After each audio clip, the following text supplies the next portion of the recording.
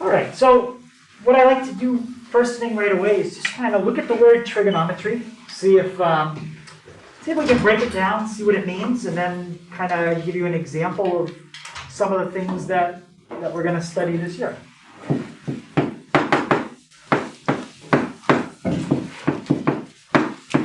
Okay, so when we take a look at the word trigonometry, is there anything there that somebody recognizes, maybe part of the word, like a prefix or a suffix, or anything at all there that you recognize?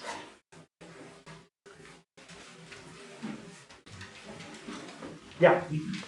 I'm sorry, yeah, no. The TRI. Yeah, try. Yeah, so try. Anyone tell me, what does try mean? Yeah, try means 3. So something with 3. Right? And let's even extend that a little bit. Just extend it to trigon. Anybody have an idea what gon means, or maybe think of some other words that end in gon and what all those things are? Like, there's lots of things that end in gon, and they're all different. Yeah, Jason? They're all like a lot of shapes I moved on. Yeah, it's like shapes, right? Octagon, hexagon, pentagon. Gon has to do with a number of, well, it's a shape with sides. Okay, so gon means sided. So we're talking about a 3-sided thing. Okay, that's what a trigon is. Trigon is a 3-sided shape. Well, we don't normally call it a trigon, we call it a triangle. All right? But there are lots of shapes we do call gon. Hexagon, pentagon, octagon, decagon. Even 4-sided shapes, you can call them quadrilaterals, but they're also called tetragons. Okay? That's where Tetris comes from. Tetris has 4 little blocks in each shape, and tetra means 4. So tetra, that's where the name comes from. Right, but we're studying 3-sided shapes, and we're doing something specific with those 3-sided shapes. Metry. Anybody know what that means? Yeah? Measuring, maybe? Yeah, measuring or measurement. So 3-sided measurement. Okay, and you see that suffix metry on different subjects in math. Get it on geometry, trigonometry. I guess that's it. But anyway, it does end at least a couple subjects in metry. So 3-sided measurement. So what's an example of doing a problem that involves 3-sided measurement? Well, make a sketch. Let's say that we had a house. There's a house. And we wanted to, say, lean a ladder against the house. We wanted to figure out how high the ladder would reach. That's a very basic trigonometry problem. Say your ladder was 20 feet, and you lean it at the house at an angle of, 10 degrees. So here's an example of a ladder leaning against the house, and this angle right here is 10 degrees. This angle at the bottom of the house, well, that would be a 90, because you assume the house is built straight. If it's not, that makes it a little more complicated, but assume the house is built perpendicular to the ground. And what would this angle be over here? Anybody know? Yep. Yep, it would have to be 80. And the point we're wondering here is, how high is the ladder going to reach up the house? Well, so basically what we're trying to do is look at this triangle, and we're trying to measure something in it. Specifically, you're trying to measure that height. We're not going to go solve it, but that's an example. We did know one other thing. I think I said the length of the ladder was 20 feet. And now you've got a triangle with a hypotenuse of 20, and you know some angles. That's enough information to find the height of the triangle, which is how high the ladder would reach.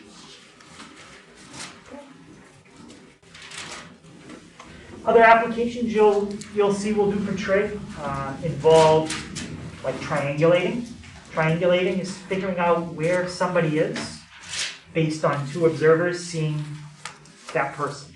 So like, let's say you had a boat and it had a light on it, and you wanted to figure out where that boat is. Well, by yourself, you can't. But if you can see it and someone else can see it, the two of you can work together to triangulate exactly where the boat is. Exactly. Same thing with like a forest, like a fire. If you had two towers that could each see a fire, one tower by itself can't tell you exactly where the fire is. Maybe you can just see smoke like 50 miles away. But if there's one tower and then another tower that can each see the smoke, the two towers can talk to each other, give each other a little information, and they can figure out exactly where the smoke is, and maybe send a helicopter or something to check it out. Right? That's called triangulation, figuring out where something is using two other observation points. GPS does the same thing, except it uses lots of points. Satellites can track exactly where you are if you have your phone on. Maybe even if you have your phone off. As long as you have signal from more than one satellite, it can triangulate like the satellites talking to each other, your exact position, and that's how your GPS on your phone works. Right, but it all involves measuring triangles and figuring out different things about them. So today we're going to look at something very basic involving a triangle. Not really getting into any kind of heavy-duty trig, but more something you would have done probably back in algebra, maybe algebra 1. And in geometry, you might have done this as well.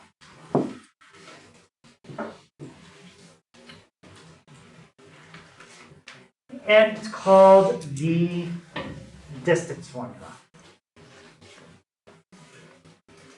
So the reason we're going to look at the distance formula is not so much that I really care if you can find the distance between 2 points, but something happens when you do the formula called the square root. And square roots are going to come up a lot. So I just want to make sure that people remember how to deal with square roots, especially simplifying them. So what the distance formula is used for is if you're given 2 points, you're trying to figure out how far apart they are. The way the 2 points would be given to you is as a coordinate. A coordinate is made up of an x value and a y value. What direction does the x value tell you? Like it could tell you to move one of 2 ways. There's 4 ways you can move, up, down, left, and right. The x could tell you to move either this way or this way. Yep, Allie? Left to right. Yeah, x value is going to tell you to move left or right. And Dylan, how about the y value? Up and down. That's up and down. Yep, up and down. All right, so let's say we had 2 points. Let me just move that out of the way. Just like that. There's my 2 points. Point A has an x and a y value. I don't know what it is, so I just represented it as x comma y, x1, y1. And point B has an x and a y value. So I just call that my second x and my second y. And what we want to figure out is that. How far apart those 2 points are. And the way we're going to do it is something we just talked about when we talked about the definition of the word trigonometry. I'm going to turn this diagram into a shape. Anyone have a guess what shape I can make out of what's there? And the A to B line is already one of the sides of the shape. Okay? A triangle. Yeah, we're going to make a triangle out of it. And what we're going to do is just go like this. Just draw a line straight down. The distance from A to B, that's hard to measure because it's on a diagonal. But this distance, that's easy to measure. It's easy to measure because it goes perfectly straight, horizontal. And then we're going to measure that distance. Again, that distance is easy to measure because it goes perfectly vertical.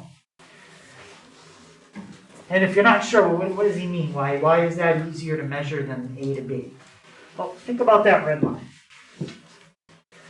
Think of it as like a number line. Let's say you started at 2 and you ended at 7. And you want to know the distance from 2 to 7. That's basically what we're trying to figure out right there. Okay, I'm not going to use 2 and 7 when I do the problem, because I don't know if that's what it really is. But how would you get the difference? How would you get the distance between 2 and 7? Yeah? Subtract the 0. Yeah, you just subtract them. So if you want to figure out how far apart 2 points are, all you need to know is, where did you start? Where did you stop? And subtract them. And that'll tell you how far apart they are. So let's look at this point, point A. If I want to find the distance from here to here, what would I be interested in for point A? Would I be interested in the x value of point A or the y value? One of those I need, the other one I don't need, if I want to find how far apart it is from this point over there. Yep, Gina? The x value. Yeah, I need the x value. So this has an x value of, let's call it x1. That's this point right here. Now I need this point. What am I interested in for that point? Would I want to know its x value? Or would I want to know its y value? Yeah? X value. Yeah, I would want to know its x value. Well, it's not labeled, but we do know it because it's in line with something else. What's the x value of that point that I just clicked? Yeah? It's the same as x2. It's the same as x2 because it's lined up perfectly with point B. So the distance of this bottom side from here to here is not 7 minus 2, because we don't know those are the numbers, but it's x2 minus x1. That's the length of the bottom side. And now we're going to do the same thing for the blue side. I want to find the distance from here up to there. What part of the coordinate do you think I'm interested in now? The x value or the y value?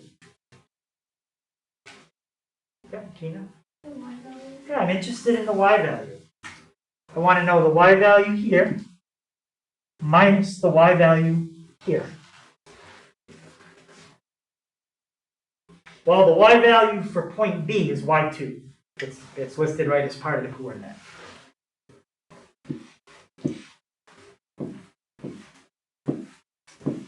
So the distance from, on this blue segment is y2 minus, what's the y value of the point that I just clicked? Ethan? 0. It could be 0 in this case because it's on the axis, but Y1.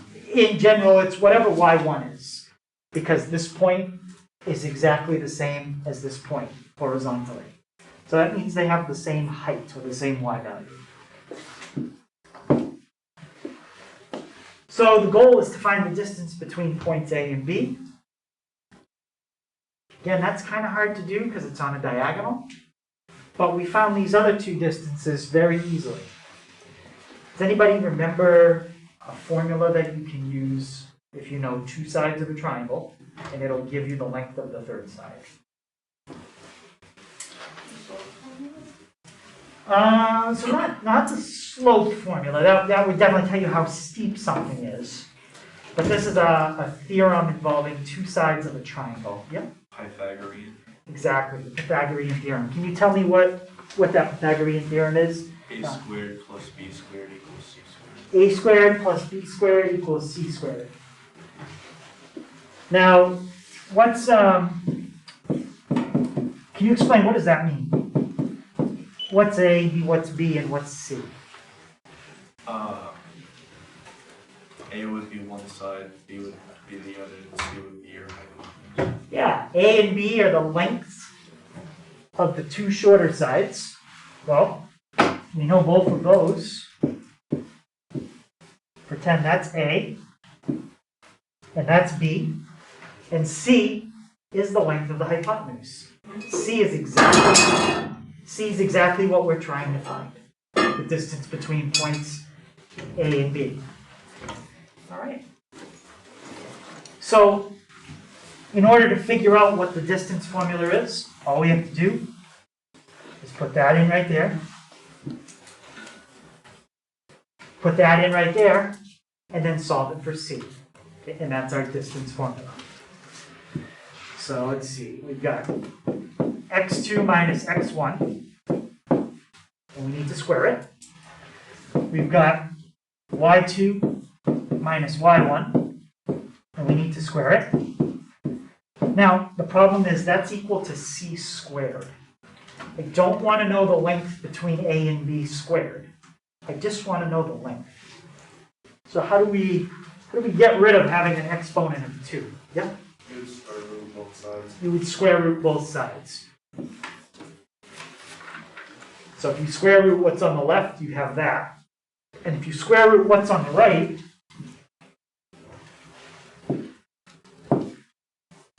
what that does is it just cancels out that 2. Now we have our distance formula. Now, when you see the distance formula written, you might see it like this. y2 minus y1 plus x2 minus x1. Is that the same thing?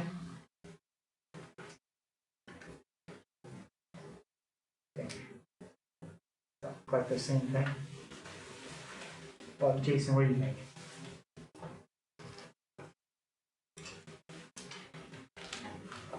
Asking if like the top and the bottom are the same thing. Yeah, are these two the same thing? They are not. Well, when you add, so all we're doing is we're just taking two things and adding them together. Okay. Does the order you add two things in matter? No. No. If you take this and this and you switch them, it doesn't matter. Some people like to do the x's first, some people like to do the y's first. Oh, in the bottom one, the y2 minus y doesn't have an exponent, so I thought they were like. Oh, you mean this? The exponent of 2? Yes, yes, you're right. And it wasn't the same thing. With that now it is. So it doesn't matter if you want to subtract your y's first and then square it, then subtract your x's and square it, or do it the other way. It's the same thing. Okay? Just using the Pythagorean theorem, finding the length of one side, squaring it, finding the length of the other side, squaring it, and then taking the square root. All right, so that is the distance formula. The way I wrote it here, I just put it in alphabetical order. I did the x's first, then the y's. All right, so let's try an example where we find the distance between those 2 points. Did you sign out? Oh, did I not? I don't think so. And then scan. Oh, I see, okay. There you go. Okay, so let's find the distance here. If you want to make it really organized, you could label the 4, the 5, the 3, and the 2 as x1, y1, x2, and y2. We could just label them all.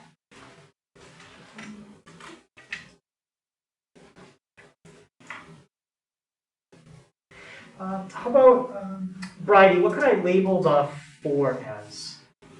X1. Sure, we could call that x1. She could have called it x2. It has to be an x value. But now that we've called it x1, everything else is automatic. Tyler, what am I going to call it? 5? That's y1. Yep, that's my y1. And the 3, how about Caitlin? X2. We're going to call that x2. We're going to call that one y2. Now just take those 4 numbers and fill them in those 4 spots. Yeah. So it won't matter which one you the first x or first y as long as like Nope. the unknown is the next one? No, it won't make a difference. It'd be the difference between, it's like having different versions of the same formula. It won't make a difference when you plug them in. Nope. All right, so let's fill everything in. Square root of, what I like to do is this. Then I don't make the mistake that I made earlier and accidentally forget an exponent. I just write down the whole formula first, and now I'll fill it in.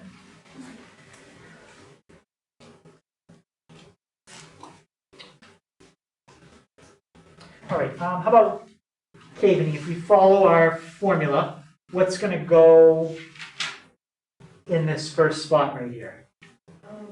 Either x2 or y2. We could do either, yeah, x2 or y. Let's just to keep it simple, we'll always stick with this version. So let's do x2. What's my x2? 3. And then the next thing I need is x1. Jason, what's x1? 4. 4. All right. And Ariana, my next one is y2. What's that? 2. 2. And my y1 is 5. Let's simplify and see what we got. John, what's 3 minus 4? -1, And what do you get when you square that? which is 1. 1. Good.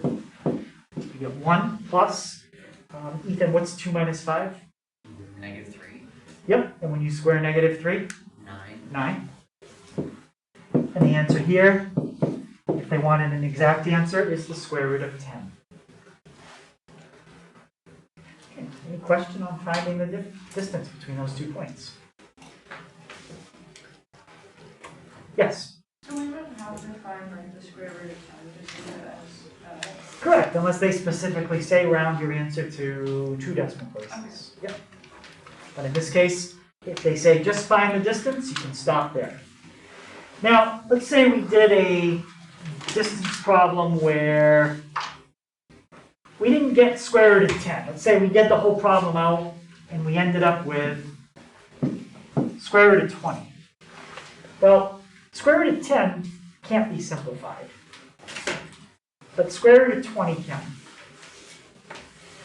And if you end up with a square root that can be simplified, then you should. And let me show you how it simplifies.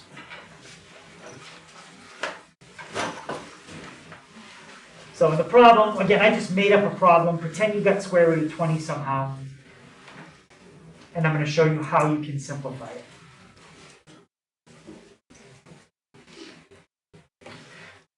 What you want to do is factor the number 20. That means write it as something times something.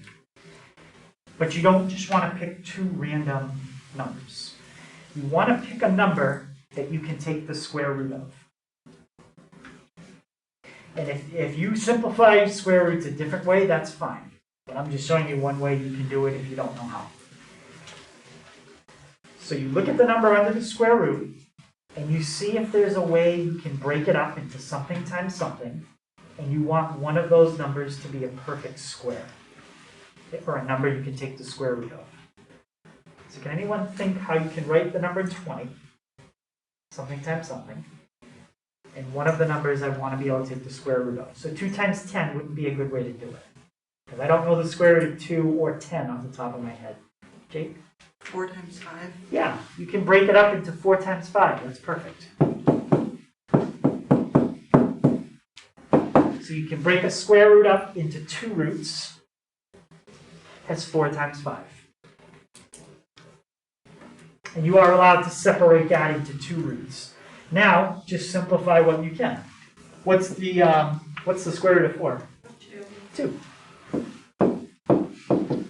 And that's how you simplify a square root. 2 square roots of 5. So first step is to break it up. And then the second step is, once you have it broken up into 2 problems, like we did, square root of 4 and square root of 5, you simplify whatever you can. If there's nothing you can simplify, then you probably did it wrong. Okay?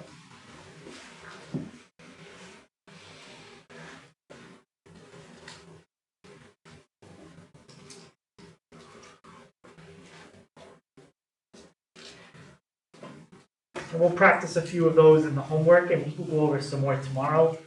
So any questions before I show you the last thing for today?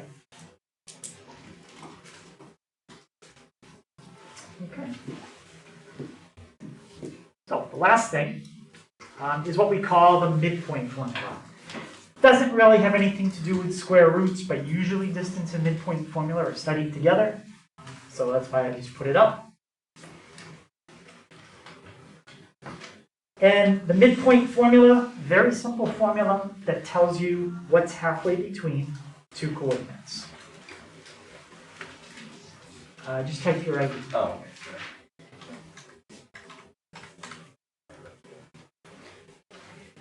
So if you look at the midpoint formula, it says to add your x's and divide by 2. Add your y's and divide by 2. Well, what is that doing? If you add two things together and divide by 2, what does that give you? Yeah. Finding the average. It's finding the average. That's all that the midpoint formula is. It's find the average of your x's, and then find the average of your y's. That's how I remember it. Average the x's, average the y's, and that's what's exactly in the middle.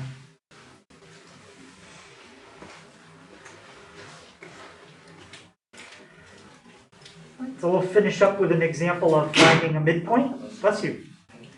And that'll be it.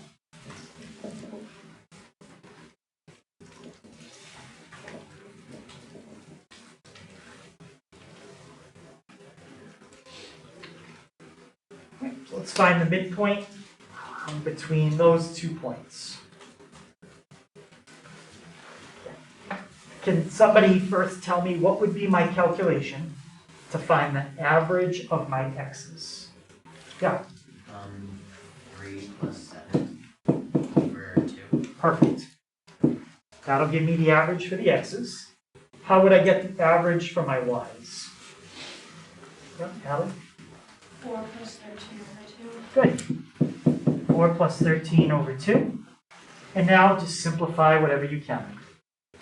How about, Brian, what's 3 plus 7? 7. Divide by 2. 5.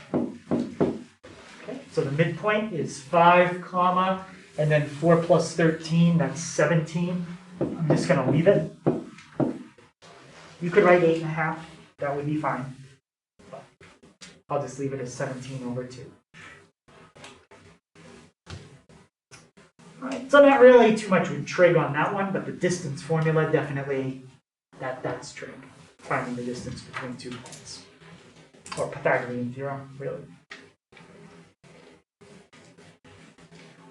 Okay, any question on that?